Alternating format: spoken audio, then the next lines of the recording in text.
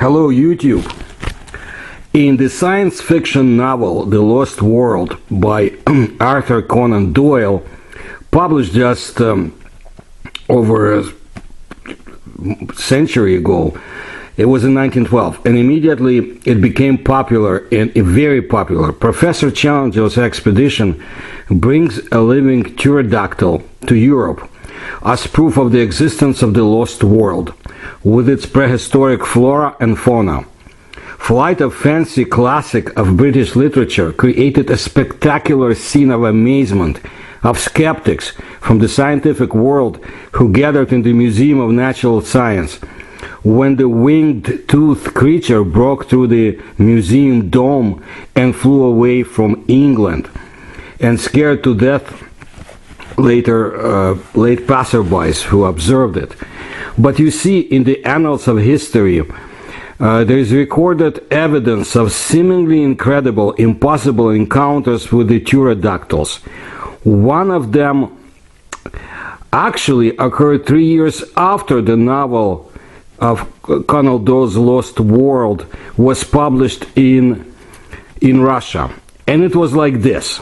At the end of 1915, the famous Russian geographer, ethnographer, and folklorist Grigory Potanin received a very strange and unusual letter from Alexander Ilyich Maximov, a peasant in the village of Nikolaevskaya district. In it, the author reported that 38 versts or miles from his village, a local resident shot some strange and hitherto unseen animal flying over the forest. Naturally, the whole village came running to see the dead animal. However, the sight of an unknown monster that inspired everyone with superstitious fear, as well as the terrible stench that spread in the whole area, forced the villagers to call the monster that fell from the sky as an evil spirit, and they quickly buried this monster in the ground. Fortunately for the researcher, the letter also contained a description of this monster. I'll give you this description with very small abbreviations. It was about the size of a large dog. Its legs were small. They looked like paws. Its mouth and head like a pike or a crocodile.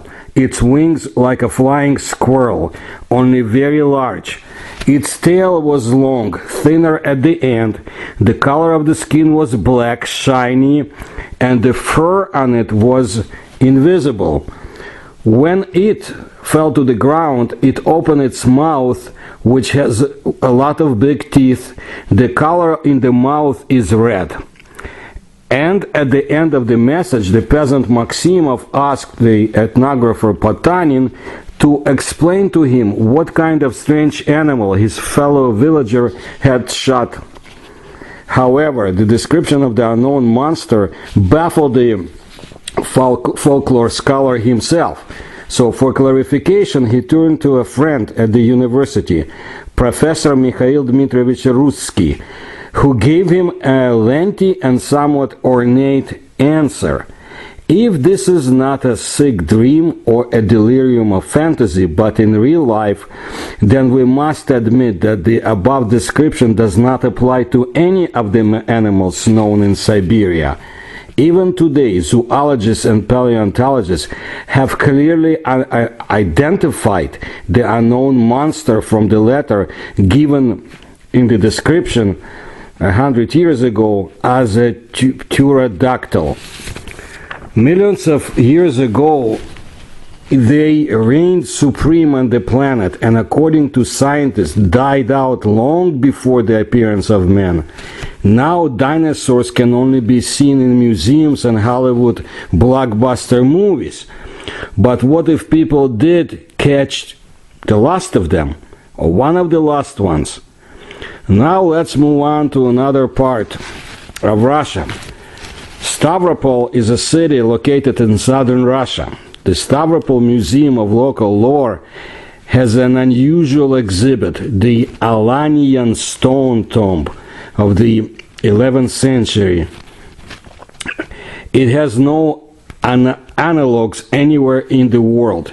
This medieval imitation of the Caucasian dolmens was built 3,000 years later, and not from solid slabs, but from smaller composite blocks.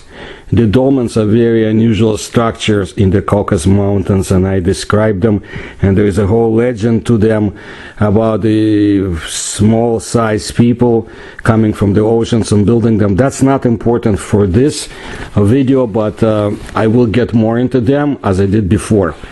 Let's get back to what's in the museum. Now, the Alans were a warlike people who dominated the Caucasus for more than 10 centuries. The Alans, nomadic people, appear for the first time before the beginning of our era in the Chinese and Persian history annals and records. They spoke an Indo-European language, but they had no script of their own. So, they left behind other dolmen-shaped crypts, but this one is unique in its size and richness of decoration. Historians almost unanimously call it the mausoleum of the most famous of the kings of Caucasian Alania, Durgulel the Great. In 1957, the dolmen was moved to Stavropol from an ancient settlement on the Kyafa River in Karachi, Cherkessia. The mythological and everyday scenes that adorn the mausoleum are fraught with many mysteries. The southern wall of the dolmen features a monster carefully described by archaeologist Vladimir Kuznetsov as a monster with clawed feet and a long, wriggling tail.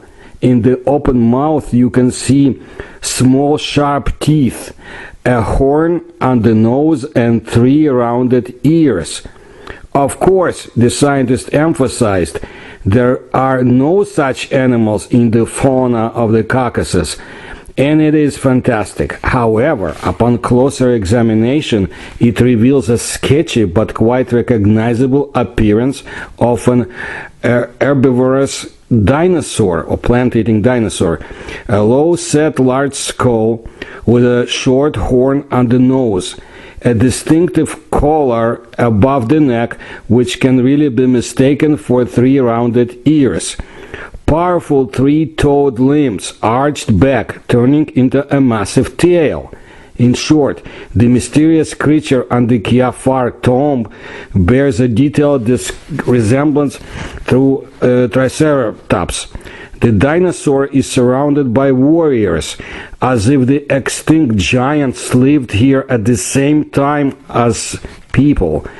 How could the medieval Alans, who had already converted to Christianity by then, know when and what Triceratops looked like? From rock paintings to churches, I can tell you that images of dinosaurs near people have been found before. They are found on some strange stones from Peru and other South American artifacts, but their authenticity, however, is questioned, which is not true of the Kyafa mausoleum. It's there. When you visit Stavropol, make sure you go there. The paleo lizard depicted on it could be written off as a random resemblance if it were the only one, but this is what I'm telling you. Meanwhile, ancient works of art and legends are being discovered all over the Caucasus, testifying to the familiarity of the inhabitants of these places with dinosaurs. Take the primitive cave painting of the Tizil Gorge in Kabardino-Balkaria. The historian Ismail Miziev records, on the ceiling of a small shed, barely more than a meter high, some strange animals are drawn in a row. The researcher also calls them fantastic. And how can it be otherwise if there are half-bent creatures on powerful legs with short front legs? Nothing like this is found in the Caucasus today, but this is what some prehistoric monsters look like. For example, tyrannosaurs that walked on their hind legs and had disproportionately short forelimbs. So here was another ancient image of fantastic animals that look like dinosaurs. The Georgian Church of the Holy Trinity in Gergeti, built in the 14th century at the foot of magnificent Mount Kazbek. It also contains a hint of the same extinct creatures. Above one of the windows of the temple are carved two lizards with long tails, moving apparently on their hind legs. They are very similar to those same T-Rexes. At least looking at them, no other interpretation come to mind. But dinosaurs once really did live on the territory of Georgia. This is the country in the Caucasus Mountains.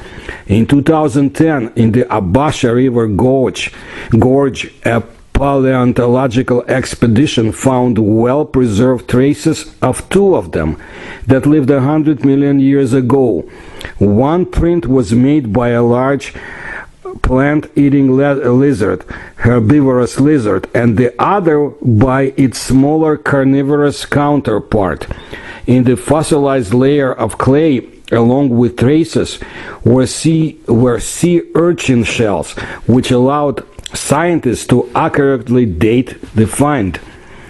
By geological standards, the Caucasus Mountains are very young. They rose from the water as the age of the dinosaurs was drawing to a close. Therefore, there are not so many of dinosaur remains in the Caucasus as, let's say, in Mongolia. And I told you about Mongolia, and you can see my previous video in the playlist. But they are still there, remnants of the dinosaurs. In 2001, residents of the city of Mingachevir in Azerbaijan came across the bones of a prehistoric reptiles in its vicinity. Remains of more than 100 species of paleo-lizards were excavated, which gave the whole area a new name, Dinosaur-Vadisi, Valley of the Dinosaurs.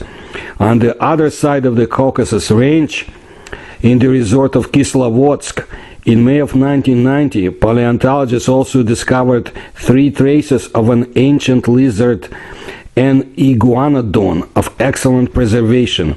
The hardened paw prints of the dinosaur are 40 centimeters long. Another dinosaur footprint in the Stavropol territory is shown on the Strashnoya mountain near the village of Naidenovsky. But so far this is only a folk legend which requires verification by paleontologists, about the footprint. So there were definitely dinosaurs in the Caucasus, but only in the distant past, as far as we know.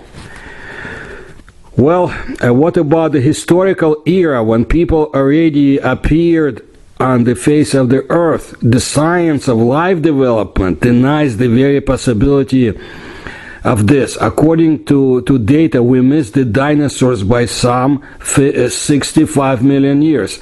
Nevertheless, enthusiasts periodically find their fossilized footprints around the world next to human footprints, which makes the conclusions of paleontologists not so convincing.